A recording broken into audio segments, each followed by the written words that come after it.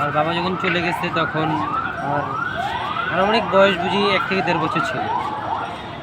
তারপর থেকে বাবা চলে যাওয়ার পর থেকে আমার মা ছোটো থেকে বড় করছে, পড়ালেখা করাইছে। বর্তমানে আমি ইন্টার ফার্স্ট ইয়ারে পড়তেছি এবং আমাদের ফ্যামিলি অবস্থা অনেক মানে কাহিল অবস্থা বলতেই চলে। আমাদের দিন রাত কীভাবে যায় সেটা বর্তমানে আমরাই জানি। আমি পড়ালেখা করতেছি, আমি অনেক কষ্টে করি পড়ালেখা। আমার বাবা পাশে নেই, বাবা স্নেহ ভালোবাসা কিছু পাইনি। আমার এই পড়ালেখার খরচ বর্তমান এতটাই কাহিল হয়ে গেছি যে পড়ালেখার বর্তমান খরচটা আমার চালাতে হচ্ছে। আমি সারাদিন পড়ালেখা করে রাত্রে বিভিন্ন ধরনের জব করি, মানে চেষ্টা করি কিন্তু একটা স্থায়ীভাবে জব করি না।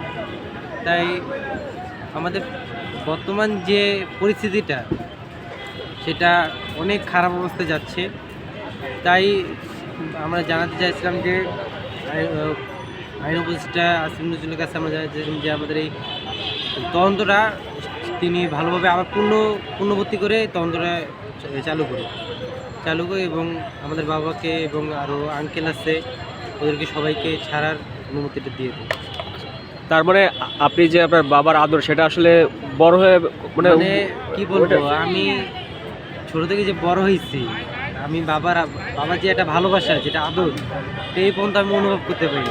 কিন্তু আমার ফ্রেন্ড সার্কেলরা যখন ওদের বাবা মার সাথে ঘুরতো, বাবার সাথে আনন্দ করতো, সেই কষ্টটা আমি পাইছি যে আমি এত বড় হলাম। বর্তমানে আমার 17-18 বছর বয়স চলতেছে, কিন্তু আমি 18 বছর বয়স পর্যন্ত আমার বাবার যে ভালোবাসা ডাক, বাবা যে আমাকে ডাকবে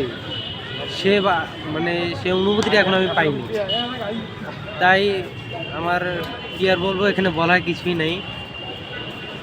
তাই আমি চাচ্ছি যে আমার বাবা আমাকে ফিরে আসুক এবং সরকার যদি আমার বাবা মৃত্যুর আগ পর্যন্ত আমাদের যদি একটা ফ্যামিলির সাথে একটা আনন্দ খুশিতে কাটাক এবং আমরা যদি একটি ভালো পরিবার হিসেবে গঠন হতে পারি এবং শেষ পর্যন্ত আমার বাবা যদি ভালোবাসা এবং স্নেহটা পেয়ে।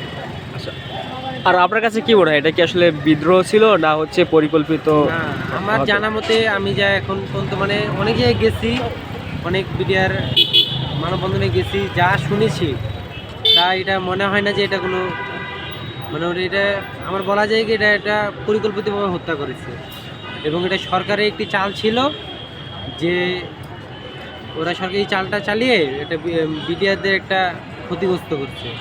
বিডিআর তো ছিল একটা বর্ডার গার্ড, সেই বর্ডার গার্ড থেকে এখন এমন পরিস্থিতি নিয়ে আসছে যা এখন জনগণের মুখে এটি একটা খারাপ ভাষা হিসেবে চলে।